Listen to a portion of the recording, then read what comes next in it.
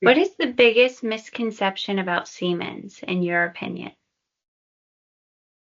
Oh, I think probably that the software is high priced, um, especially now with the licensing the way it is. Users and companies can set up an X or can buy an X exactly how they need it in a very efficient way. And quite frankly,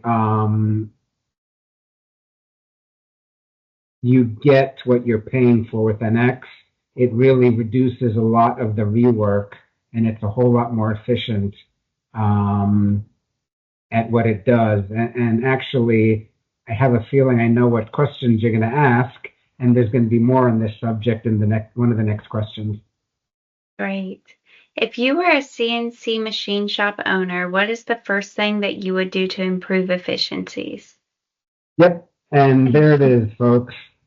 So a lot of times, NX is not used properly. People will go from one software to the next, and they will try to run NX the way they ran the other software.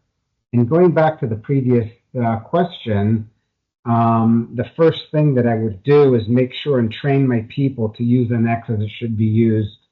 If you're using an X properly, and we can help train you in these methods, you should never start a file from scratch.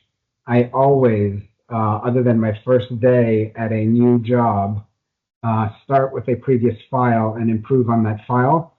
And it reduces the amount of rework and the amount of steps that I need to go through to make a part. A lot of people would think that brand M or other software is a lot quicker for job shops, a lot better for job shops, and that's absolutely not true. If you're using NX as it's meant to be used, it is faster. You just have to use NX the way it's meant to be used.